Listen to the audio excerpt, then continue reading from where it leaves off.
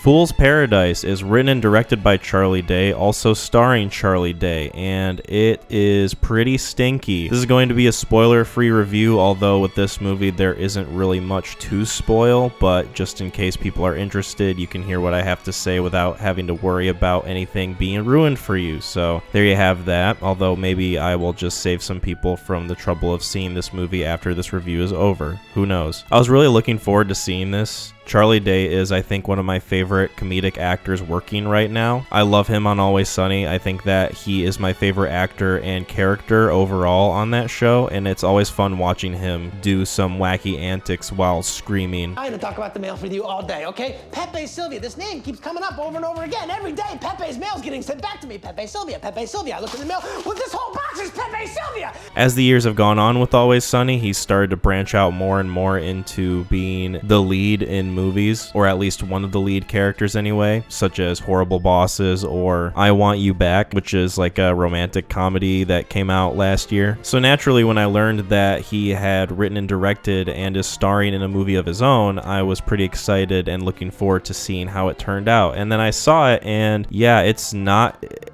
good.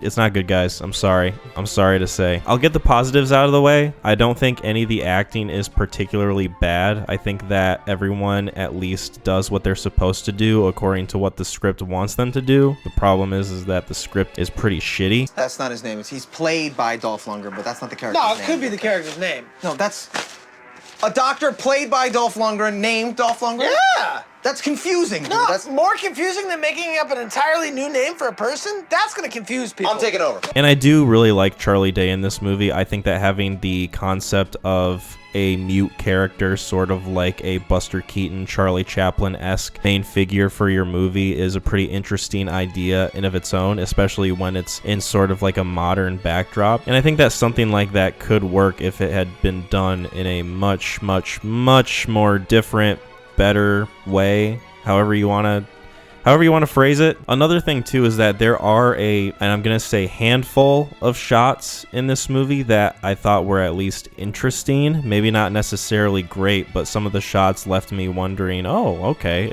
are they gonna go for a more stylistic approach with this sort of thing? But yeah, that's very few and far between, unfortunately. Other than those very few positives about this film, there's a lot wrong with it, I would say. So I'll just say this: humor is subjective. People can find different things funny for different reasons, and it's okay. But I really did not think this movie was funny at all. There was some guy in my theater that was laughing it up, so I mean, good for him.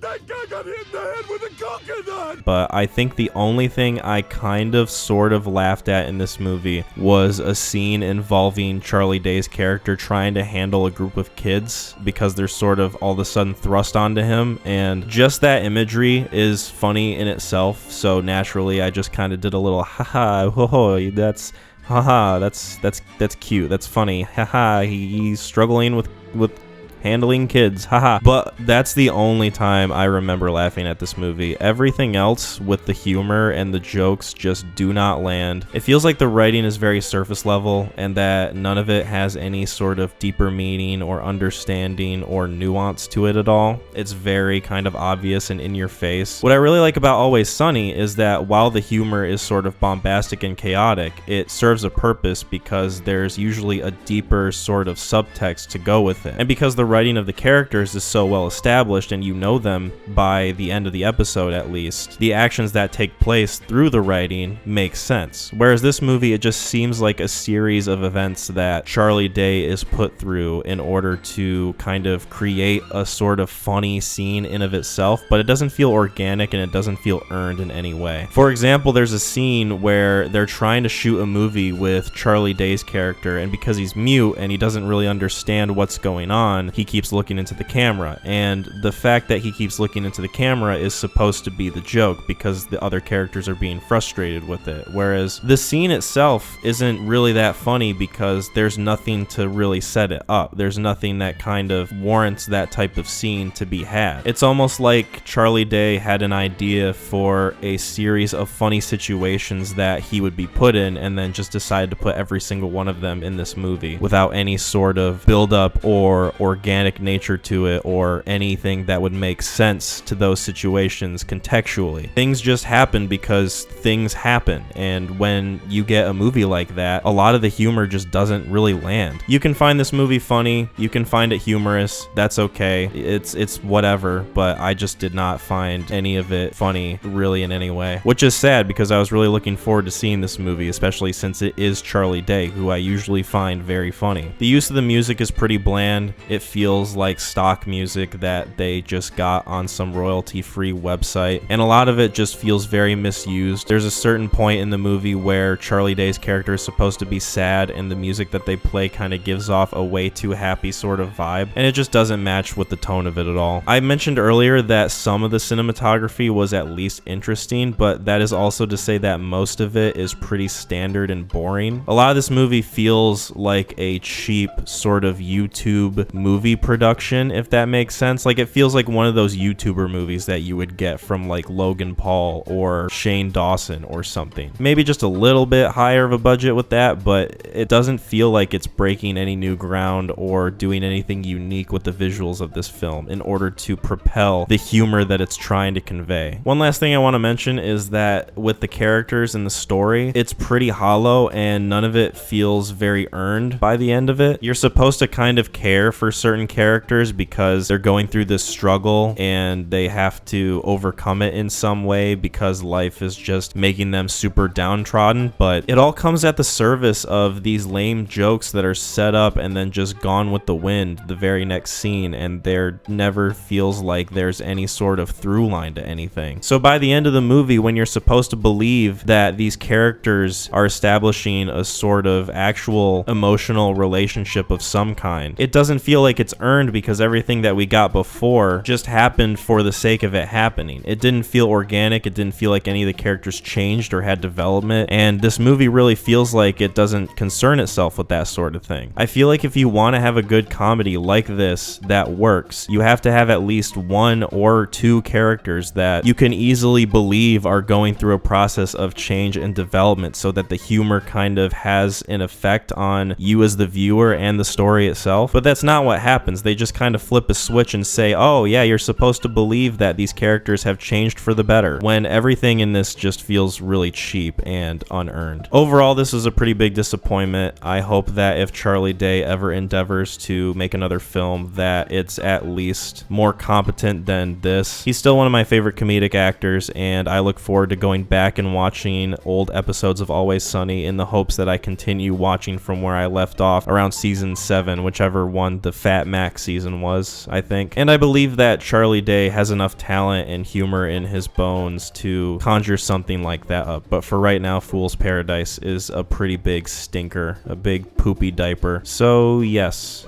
3 out of 10. Goodbye.